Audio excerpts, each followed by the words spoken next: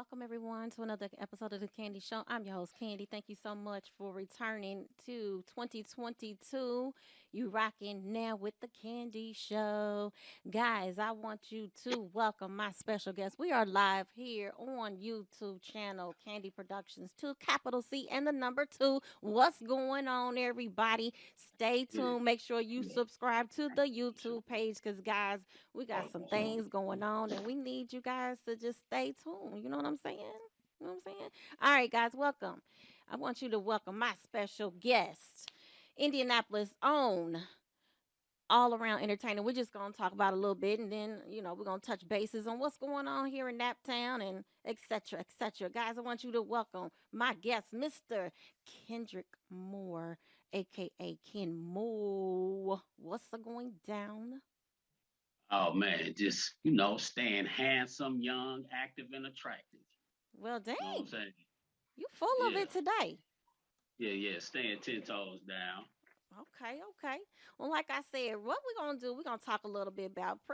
Let me tell you guys, just for those who don't know, back in 2016, this is an Indianapolis, Indiana-based show, and 2016, I'm like, you know what? We need to put some spotlight on Indianapolis because, as I've always said to a lot of people, Indianapolis, Indiana is kind of a hard place to make it. You know what I mean? And it's really not considered to a lot of people back in the day a market for entertainment.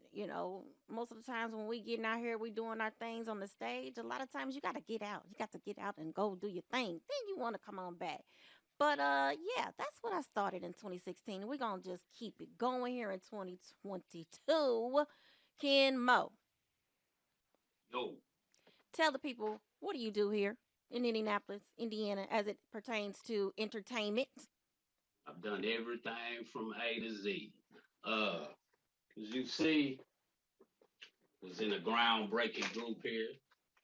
Tell us about Catch it. 20, Catch 22.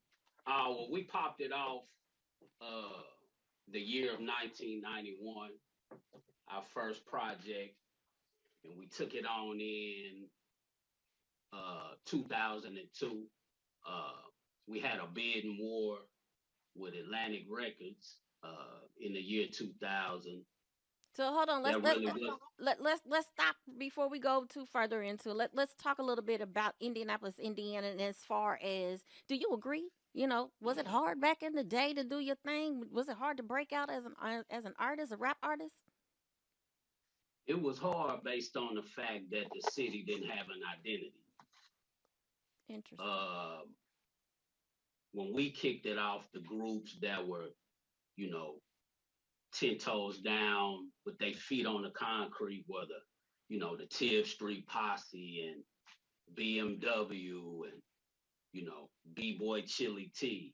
Those were the artists then. And you had BMW, which was signed to Luke Records, with Luke Skywalker Records at the time, who had the Two Live Crew.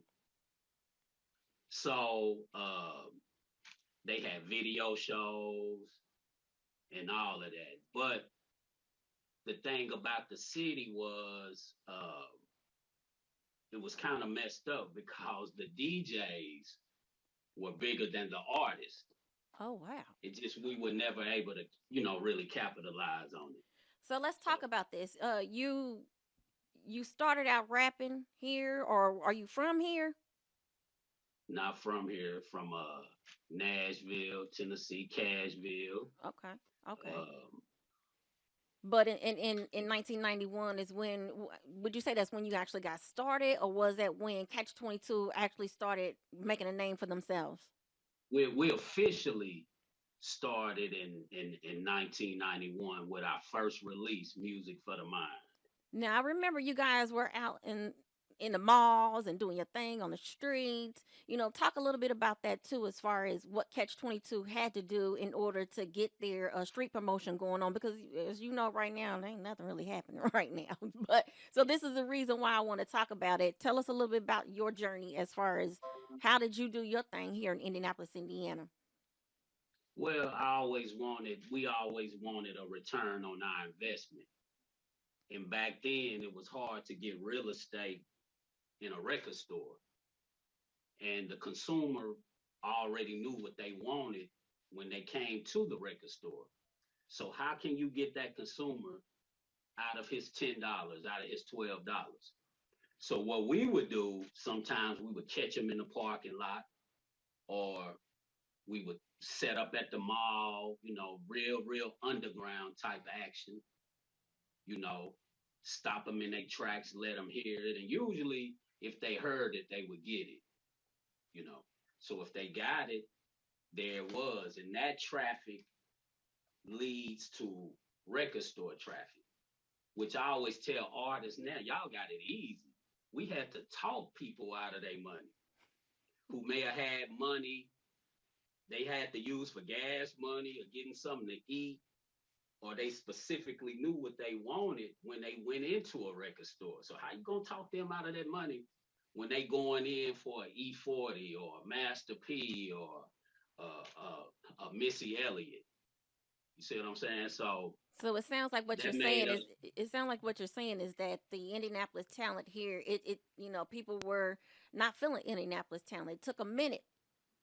You had to what you're saying. You like to say, get your feet wet on a concrete. What you're Yeah, saying? yeah, yeah. Tap them feet on the concrete. You know what I'm saying? So, and a lot of it is it wasn't for a lack of talent. It was for a lack of business acumen. A lot of artists here didn't understand the business.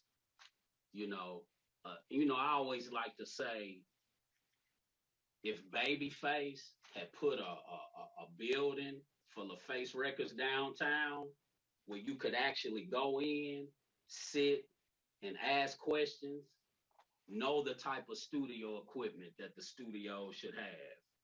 You know what I'm saying? Know how to mix it and master it. You know how to take the pictures.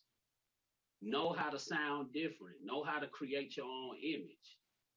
Know how to dress different. You know what I'm saying? Then I think the city would have been better off.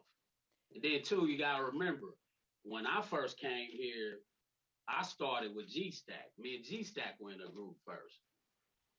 Um, so I mean, it is what it. I just hate that a lot of the talent over the years never really reached a nationwide audience. So do you think it's because there was no name, no big name person behind it, or was it because the fact that you had the other markets around us? Because even when it came down to other talent come to Indianapolis, it just seems like a lot of people didn't even want to come here. This wasn't the market for them to make their money. So if it wasn't for them to make their money, then how do we expect for the local talent to do their thing and get their shine on and get their name out there? Do you You agree know with what that? I say? You know what I say, Candy? Here's the main thing in a nutshell: poverty breeds artistry. Poverty breeds artistry. Back then, Indianapolis was. I'm gonna give you a quick story what David Banner told me one time. I had complained to David Banner, the rapper, actor, that artists here couldn't get heard. So 2 or 3 minutes, he came back to me. He cussed me out, and he said, "Look around." He said, "I'm from Mississippi, the poorest state in the United States, but y'all got the Expo, y'all got the Classic, y'all got the 500." You got a professional hockey team, a professional football team, and a professional basketball team. And you sitting up here telling me, with all of this money around, with all of these black people with money around, you can't make it? And when you need it, when you really have poverty and your pockets got the mumps, then you will really go hard on your art. But if you got somebody that knows he wake up and got a good job, he's not gonna really, put that work in. So a lot of it is that, you know. And you know what? Indianapolis was spoiled. in a way. It was So spoiled. No, Indianapolis. Let's talk about that. Why wasn't okay. our platforms, our radio stations, why weren't they as supportive back then? Could it be the program directors? Could it be Indianapolis artists wasn't popping? We weren't household names. What do you think, or maybe just Indianapolis in general? Do you think it's because it was so much into putting their efforts and becoming a sports capital that arts and entertainment like that didn't really make the cut? Well, in 1996, TLC, WTLC had a meeting, and in the Indianapolis Star, they published a big article as to why uh, they didn't play local music. I don't even like using the word local, but why they didn't play the music from here. Well, why do you? And the leader, Wait a minute, wait. Why not? Why not talk about local music? Why don't you like well, I to don't say like that? using the word local because it's music. You know, Mm-hmm. we did music. Uh, but what came out of that meeting was the studios were not adequate. The studios weren't adequate. So when I would take our music into the clubs, sometimes you could hear the inferiority as far as the sound quality. And that's what they said. They couldn't do it uh, because the music wasn't adequate. It really didn't become adequate until people like Prinny Moore and them came later on So when what you're they saying is, kind of went out. that the engineer, the time you were putting into, everybody was paying for their studio time. So what you're saying is that their product didn't kick out something that was feasible to play on the radio. Right. But The sound quality was not. but let's talk about that. They still weren't doing it then. I mean, you might have gotten. It seemed like only once when some of the personalities were coming on and they changed up their program and they're like, okay, maybe we want to include maybe a 8 o'clock smash or trash it or something like that. But let's be honest, it was not in regular rotation.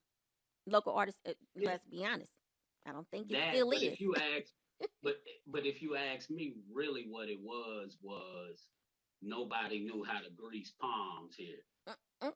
Hey, They call it payola, but nobody really knew how to really work the business. You know, hmm. so you gotta pay to play. Wow, that sounds like the name Nobody of the paid game. to play. That sounds like the Yeah. name. It's funny. Okay, now I'm gonna talk about this because Catch 22. Tell us about the history of Catch 22. Who was all involved in that, and what was your journey like Huh. Uh, in a nutshell? I catch mean, you can twenty tell us. two, catch 22. Me and my partner, Quamdo, uh, started catch 22 to mean that the young black male was damned if he do and damned if he don't. And that's what our music reflected, that reality. Damned if you do, damned if you don't. You know, the journey was hard because we were kind of caught in that last wave of those first artists to that middle, and we kind of attached to uh, the later artists, that came through. Uh, but I wish that a lot of artists followed our blueprint as far as going out and really, really, really, really, really going out of the trunk and attacking uh, the listeners here like that because there was really no other avenues, So, you did you know. guys ever get any of your album CDs into stores? Yeah, yeah, they had to after a while, after people coming in like, hey, you got this or you got that, which in 2000 ended up starting a bidding war uh, with we were negotiating with Atlantic Records, Let's you know. talk about the bidding war. What do you mean? I mean, because I also know that you guys also did some other things. as most artists do, they travel out of town. I think I remember you guys did something. You tried out for one of the reality shows. Yeah, I did. Making a band, the first making a band. Okay. Uh, I tried out for it and politics, you know. But I was interviewed with MTV 3 times that day, and one of the producers who was out there, and this was in Detroit, and the line was like a football field, nothing but people, a sea of people that had been out there for 3 or 4 days. And the producer, they kept stopping at me because I knew that everybody was going to look alike. That everybody was going to look the same. So I said, damn, well, let me try something. So I went out. It was like 100 degrees that day. So I threw on a fur coat. I cut an old suit up into a pantsuit, put on some dress socks, some sandals, uh, with a Godfather hat, some sunglasses, a pimp challenge, which was called a pimp cup with my name on it, and a cane. And I knew that that would, you know, give me the attention I needed, and it did. With MTV, where one of the producers said, while y'all laughing, he understands the business because he's selling himself. So yeah, so Catch 22, we released 2 albums, Truth for No Mercy, War Stories. You see the poster back here. Uh, and then after that, we had the big change in the music. So I kind of wanted to go more into the background and help younger artists, you know. Are any of So your CDs, music, are they still out there where people can search and find and buy, download? we went to the studio, remastered them, and we're gonna re-release them on streaming services in a minute. Yeah. Okay. Now you just brought something up about your style. Besides the fact that now, would you call yourselves at the time, was Catch 22 considered a normal rap group? What was distinctive that put you guys set you apart from everybody else? Um, it went way outside of the normal drug dealer rap or the street rap of what everybody was doing. You know what I mean? So Did you when guys we did our thing, go ahead? Because I was gonna. It sounded like because I remember something sounds a little. I don't know. Maybe it sounded like it was more conscious, but a little bit not conscious. yeah, So that's what I'm saying. that was Describe the the style. that that was the damned if you do, damned if you don't side of like you said, street, but it's touching the edge of a little consciousness with it. Because we always wanted somebody to, when they cut it off, to at least get something out of it, something to put on their heads, So, yeah, because I never wanted the stigma of walking away, making the person dumber uh, from listening to my music. You had enough of that, you know. What do you think was the not so much as downfall, but what was it that you guys at what point did you say, okay, maybe we need to cut this off, back away from it, separate? What was it? Was it because of, I think if I'm not mistaken, around that time was where the music was changing, and then here come the Hot Boys and all of them things like that. So what is it that actually said that sealed the deal for Catch 22? The music changing and the dumbing down of the music, with it getting dumber and dumber and the business aspect. I'm gonna tell you what really changed it. After 9/11, After 9/11 came, you started to see more and more of the independent, what they call mom and pop record stores go under, And I'm gonna share something with you. I found out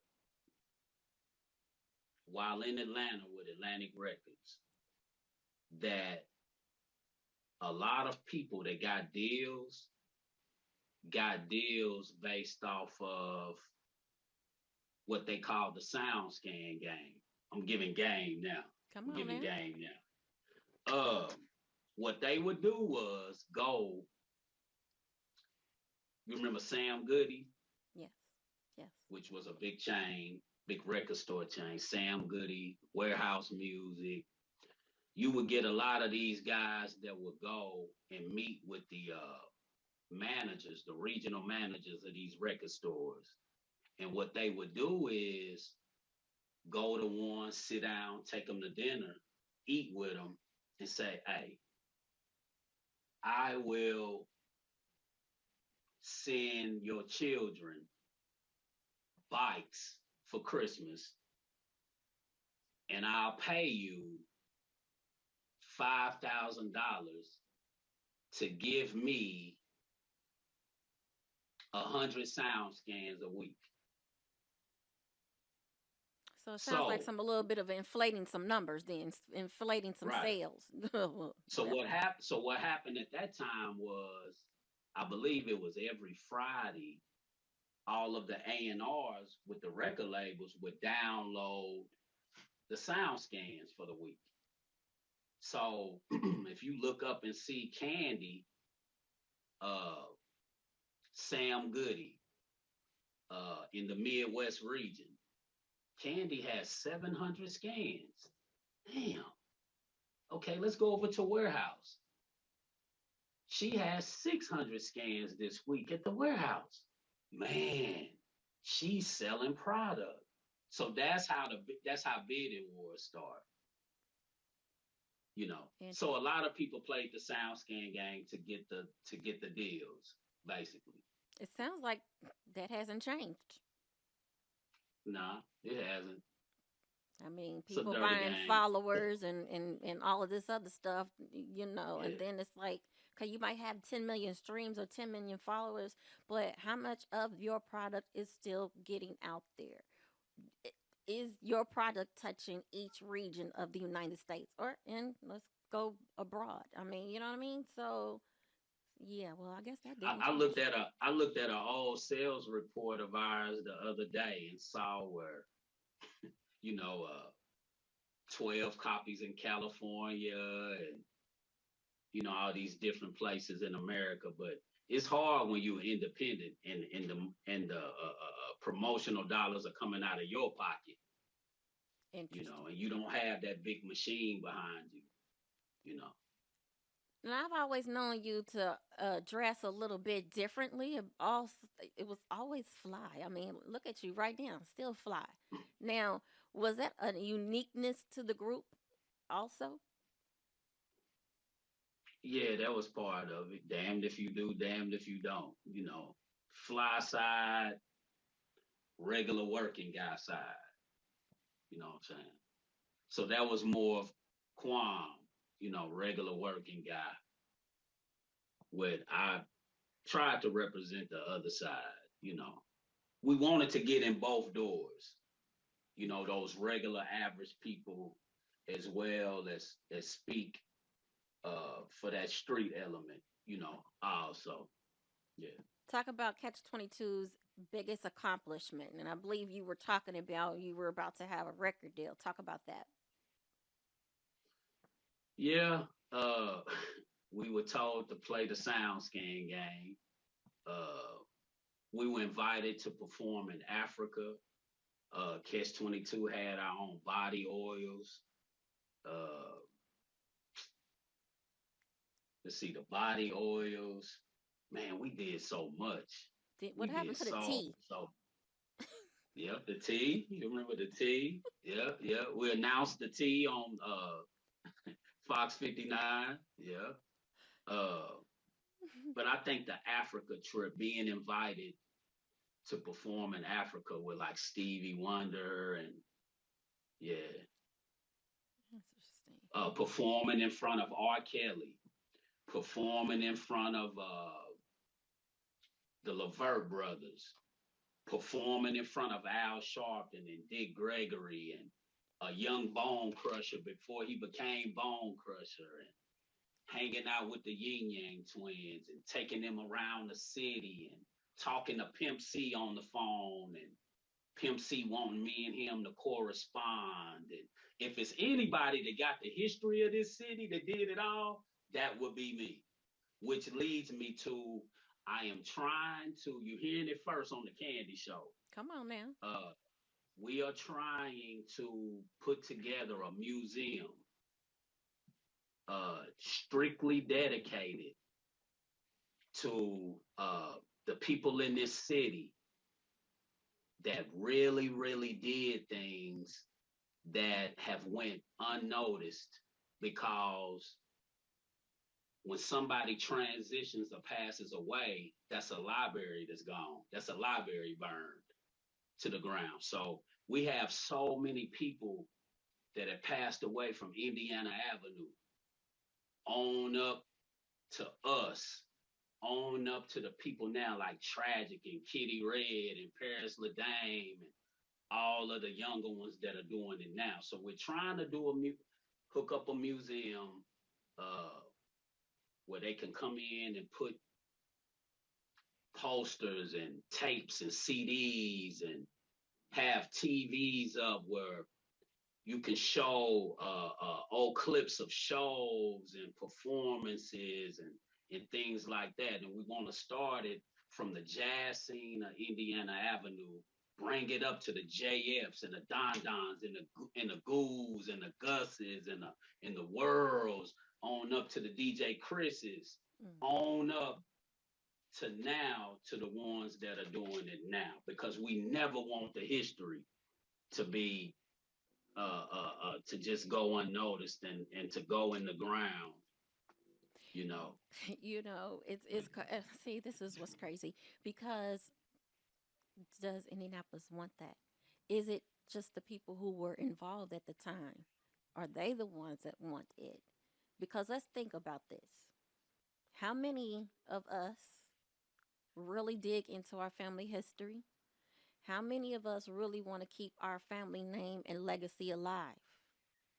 So, if we don't want to do that much work to keep our own personal things going and our legacies and our name going when we're no longer here, what makes you think people want to invest in, put their time and money and all of that good stuff into this project? Well, I also wanted to make it where we appeal, where we reach out to Vivica Fox, Mike Epps, uh, man, who some of the other names? Oh, Uh, listen, and that's one of the things I don't want to talk. But yeah, see the thing about that. Now, I'm not talking specifically about them, but this is where I have always had a personal concern about that because every city or pretty much, major city, major town, major state, they have, well, not major, but there are a lot of people that have representation. So let's talk about ATL and how so many artists came out of there, whether or not they originated from there or they moved there and they made their name there. The concern that I've always had with Indianapolis, people, and I will never take nothing away from those names that people consistently name, because it's hard. I get it. They went through whatever to get to where they're at and become a household name for Indianapolis, Indiana. But I have always known that we have just as well great talent out there to not only just say one or two, three names.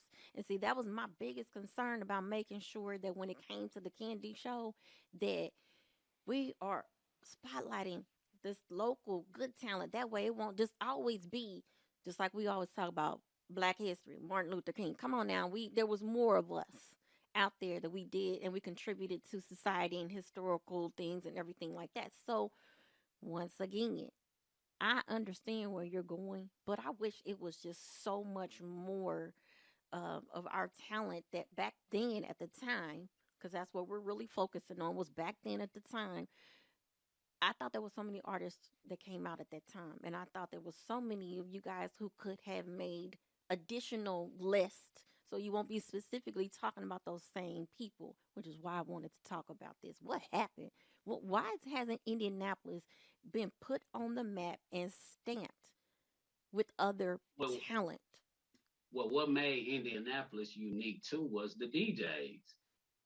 In some strange way, the DJs became bigger than the artists, but the DJs never used uh, the popularity and the influence to push any other artist through, which a lot of the DJs were groupies.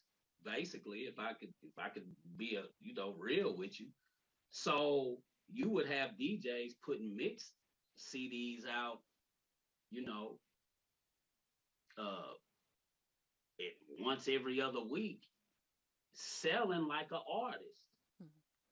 you know. And a lot of people don't know that in the early 2000s, the crackdown uh, of the RIAA, when they were going around arresting a lot of the bootleggers, that started here. There's a documentary out called Mixtape Inc., and they highlight that the whole nationwide crackdown on bootlegging started right here in Indianapolis. The mixtape DJs were that huge, but they didn't know. They didn't know how to grab us and feature us on a mixtape. You know, they focused on the artists that were already nationwide names. Prime example, DJ Screw out of Houston, you know, became a millionaire, and he put so many artists from Texas on, you know, Mhm. and the DJs just didn't see it, you know. And there's another element to it. Uh, Jay Prince, uh, CEO of Rap a Lot, talked about how when he started in Houston, there was an influx of DJs from New York. And he was from Houston. He was from that soil, putting his blood, sweat, and tears and his money into it. And you had all of these New York DJs that refused to play his music. So the other element to that was he said he had to take his crew and run them out of the city in order to allow the DJs and the people that focused on the Houston talent to help them where they could bring their artists to the forefront. So See, it's that's another thing. so it It's sounds like. gatekeepers here. Go ahead. Go It's gatekeepers here. The expo has gatekeepers. There were a lot of gatekeepers. And you had a lot of DJs on the radio stations that wasn't from here, so they could care less about highlighting, the talent, the talent from here, So it sounds like there So might have been a little bit of lack of support of your own to help your own. Okay, and instead we were helping others. So yeah. So so so basically, in order for you guys to have gotten out there, put your name out there, you had to do some things like opening up for national recording artists and do. yeah, I mean, which how did that benefit, or did that even benefit you guys?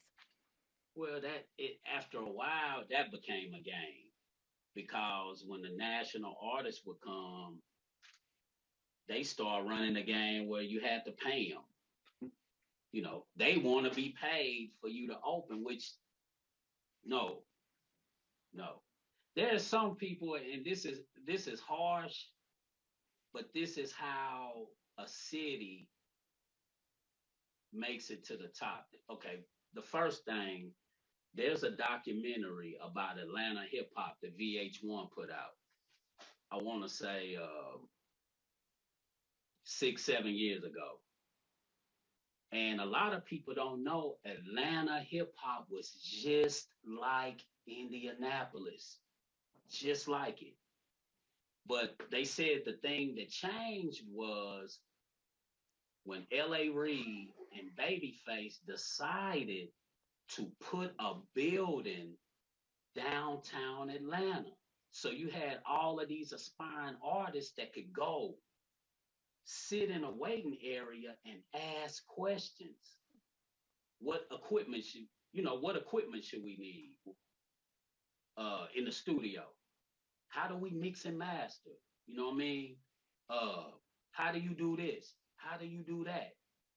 And they would answer it, and they got it together. With the Dungeon Family and Outkast and all of that, they finally figured it out. Indianapolis didn't have that, so we were bumping our head as we went. We was learning as we went. You know. There was So the second thing is uh there's certain areas you can't go. There's certain places you can't go as a national artist unless you pay a tax. There's no fly zones. In Detroit, they have a no fly zone. You a major artist and you think you're gonna come in here and throw a big concert, ticket 60, 70, 80, 100, $200. Uh-uh. You're gonna have to do some features with some of the local artists there. You know what I'm saying? And you're gonna have to go to some daycares.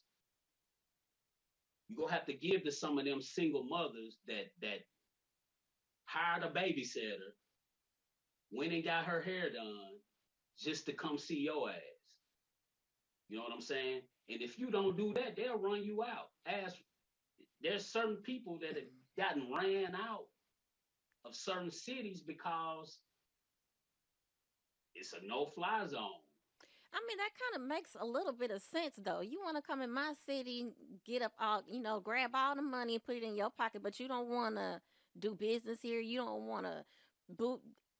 I get that. I mean, I kind of get that. I understand that. I mean, come on now, because while you making a name for yourself, but what is it that you're giving back to my community? My community is doing, they spending their last dollar trying to see you, but what are you giving back to them? And minimally, some of the artists could do conferences, sit down, talk to people.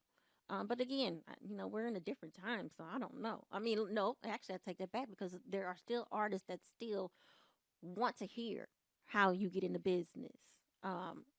From the artist standpoint, the people who made it, some of those stories are real. People want to know.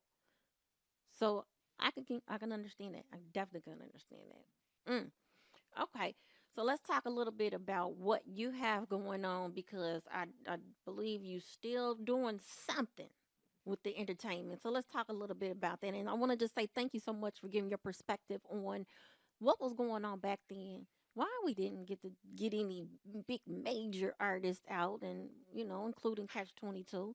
Because I've always wanted to know, being a person on the And, outside looking in and assisting all of you guys with your projects. So I appreciate and with that.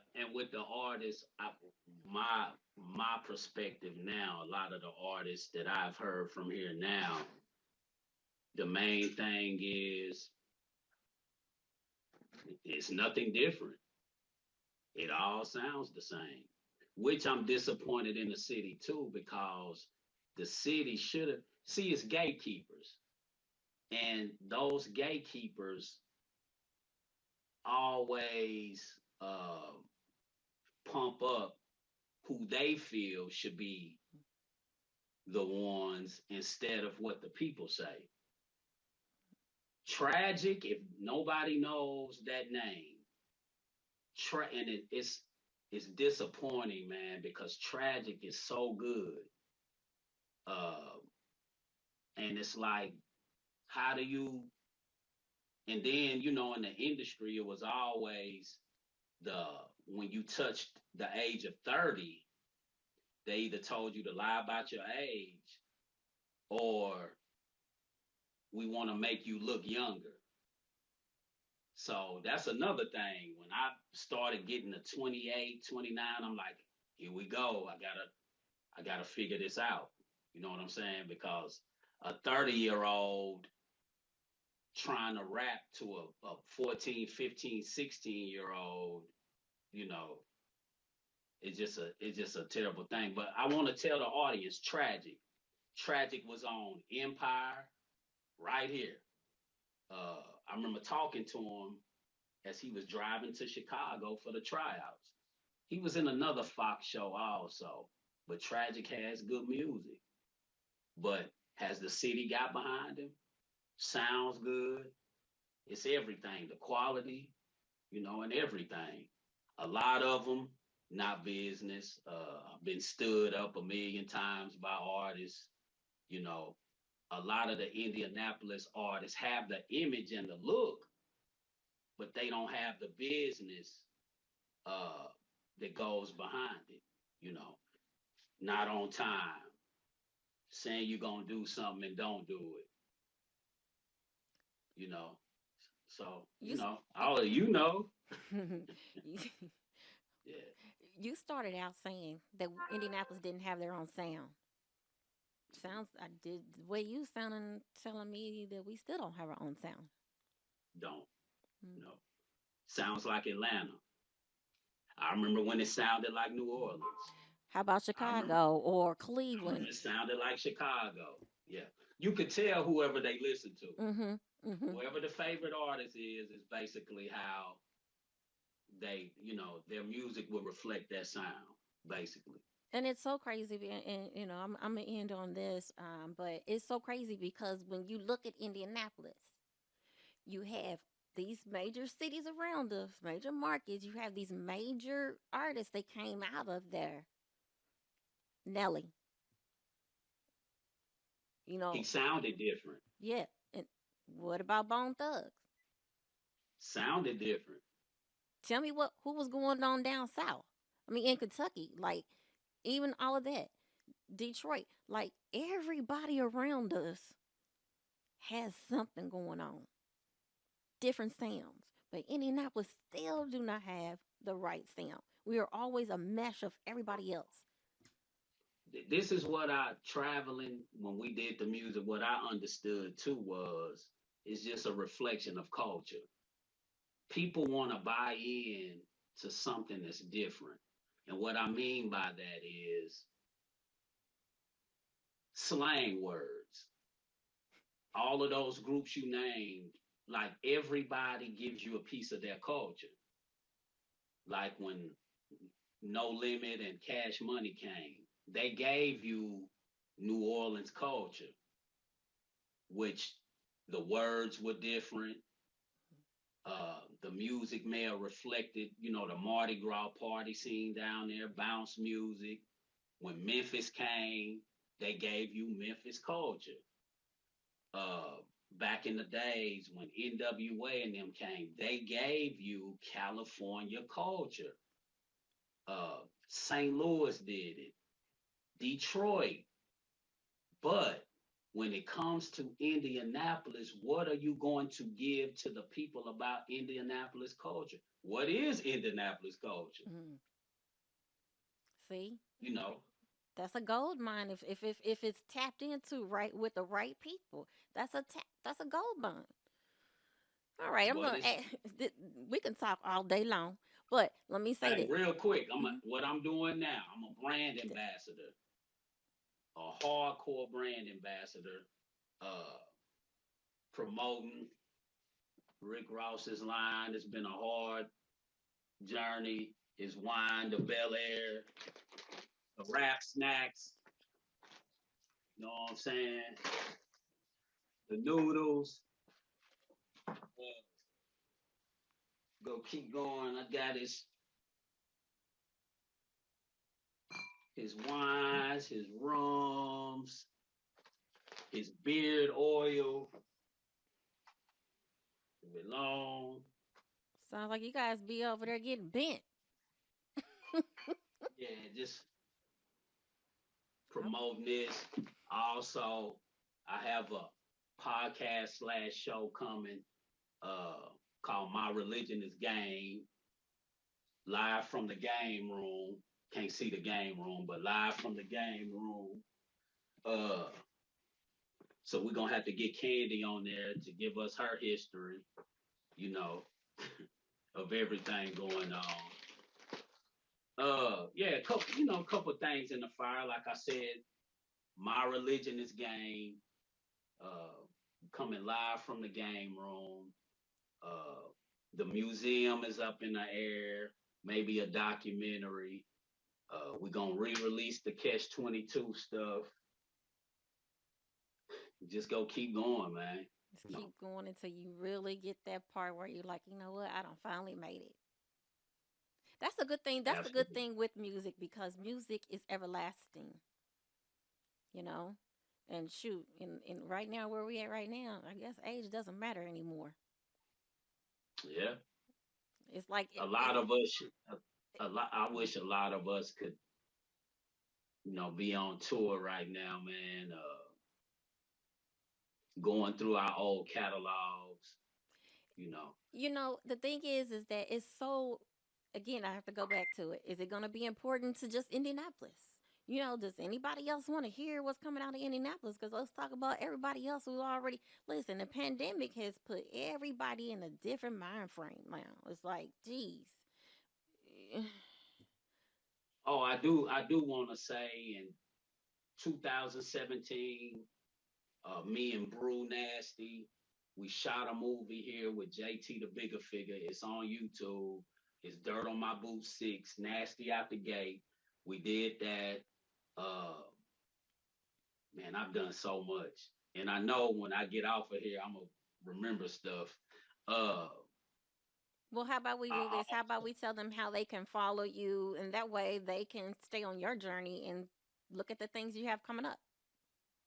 on IG, More, Moore, Urban Hip Star.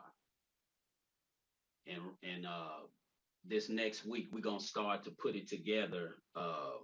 We're getting it ready for the podcast or whatever. I want to give a shout out, man, to Wiz and G Stack and NAP and Jimmy Mack and uh, BMW and Tib Street and man, all of the ones that came before, all of the ones that came after. You know what I'm saying? So Spell that yeah, Instagram again one more time, because sometimes people can change up some ways that they spell things. So spell it out for everyone, that's please. More Moore, Urban Urban, Hipstar Hipstar Okay, on that's IG. okay on IG. Okay, So great. All right. Well, time is running low, so I tell you what, everybody, make sure you stay tuned and log on. Make sure you log on and follow Ken Moe, Kendrick Moore. You know, he's got some things going on. Definitely has some knowledge he like to drop, and from what I know, you have some knowledge on about a lot of stuff, and you spoke on some things today that heck even I didn't know. So I appreciate that. Thank you so much. I'm a library. You may see me out there with the homeless. I'm mentoring. I got a mentoring that just painted a big portrait of Jay Prince right here, That's beautiful. as you can see. Wow. Uh, so yeah, we gonna keep it going. We got some things popping. Yeah, Okay. Well, guys, salute. thank you so much. We're going to get out of here and make sure, once again, you subscribe to the YouTube page, Candy Productions 2, capital C in the number 2. Make sure you follow the Instagram page at Candy Talk Show. Guys, thank you so much for tuning in and stay tuned. We're going to have some, I'm telling you, I'm not going to give away right now, but you've got to subscribe and hit the notification button. Guys, thank you so much. And we are out of here. And I am Kenzie. Yeah, Kenzie girl. Hold on. Candy girl, you are my world. You look so sweet. You're a special treat. right, guys. Thank you so much. Bye.